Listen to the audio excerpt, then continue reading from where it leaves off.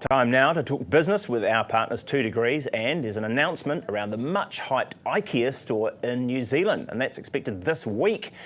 Joining me to talk about that from Business Desk is Dileepa Fonseka, Senior Correspondent. Good morning, Dileepa. Kia ora, Garth. Yeah, kia ora. We're expecting to hear some news about Ikea and this massive store that's coming here to change our lives, supposedly. What's the word? Yeah, so for those people who are interested, which I think is probably a surprising number of people when you walk around the place, apparently there's an announcement coming this Thursday around when it will actually be open.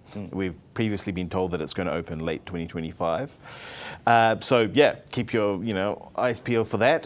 But also what we've also found out is that there's going to be, Mainfreight is going to be operating pickup points for this store. So that'll be all around the country from Kaitaia to Invercargill is what they've said. I think there's about 29 pickup points. So effectively there will be pickup points for people in other places around the country as well, if they have an IKEA itch to scratch. Yeah. So how does that compare with how they would do it in other countries, that pickup point? Yeah, so apparently it's pretty similar to what it was like in Thailand when they launched there, when all the IKEA stores were initially in Bangkok. So they apparently operated a whole bunch of pickup points there.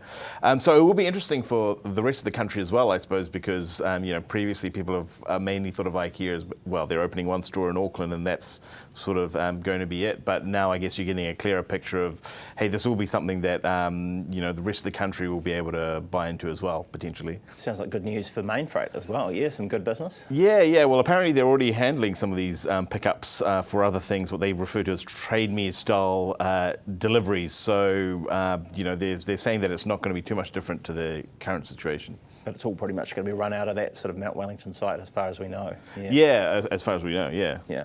So, just another thing that sort of comes to mind, we heard late on Friday that the chair of the Reserve Bank Board, Neil Quigley, was stepping down suddenly, which was a little bit of a surprise, yes, or maybe not? Very late on Friday, in fact 5:50 p.m. on a Friday, which is perhaps a trick that we haven't seen for quite a while in the era of 24-hour news, which, that's about 10 minutes before the TV news goes on at 6 o'clock, so you miss the TV news bulletins and perhaps hope that it dissipate over the weekend, or that's what a cynical person might suggest, cynical journalist might suggest.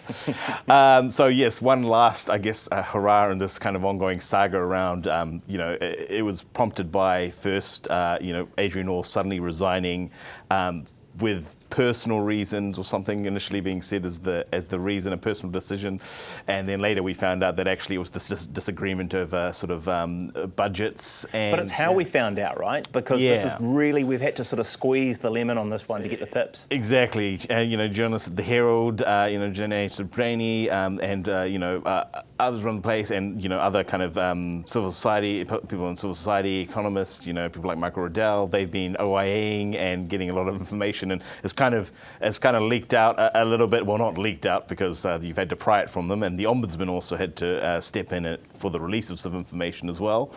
And Nicola Willis now has gone on record, I think, on Friday and said that if Quigley hadn't stepped down, then she would have asked him to resign. Yeah. Well, that was nice of her to say that, but in the press release there was no mention, was there? It was just, he's off to sort of pursue other opportunities because he's done all that he was there to do, right? Yeah, in fact, it was kind of a mirror image of what was said when Orr stepped down, which was, thank you for your service and wishing you well for the future and that sort of thing. So, I suppose that's ironic that it kind of went down that way. And of course, I guess now probably the bigger question that turns to is what happens to the Reserve Bank Governor appointment. Yeah, is that all in disarray now, or are we well along the path? Well, from what we hear, nothing has really been said about it, is that that actually it's well advanced, that Roger Finlay, who's also at the Reserve Bank, was leading the process, that Neil Quigley perhaps wasn't so involved in it. But I guess this comes down to, but there's a bit of controversy around, have they suggested somebody, have they not? Nicola Willis hasn't said anything, but she's free to reject their recommendations if they have. So they very well could have suggested someone and she could have rejected them already potentially. Yeah, but awkward if she rejects Christian Hawkesby and he stays on as the acting governor. That could be kind of tricky, couldn't it? Yeah, well, this is actually part of, you raise a good point actually, because this, also people are posing the question, is this time for kind of a bit of a RBNZ reset? Like is it time to perhaps, clear out some of the people who've been serving on there during this kind of period, the board or within the organisation? When they were throwing money around the place and burning it pretty fast. Thanks very much, Dileepa. That's all we've got time for now, but thank you very much. That's Dileepa Fonseka from Business Desk, and we talk business every day with our partners, 2 Degrees.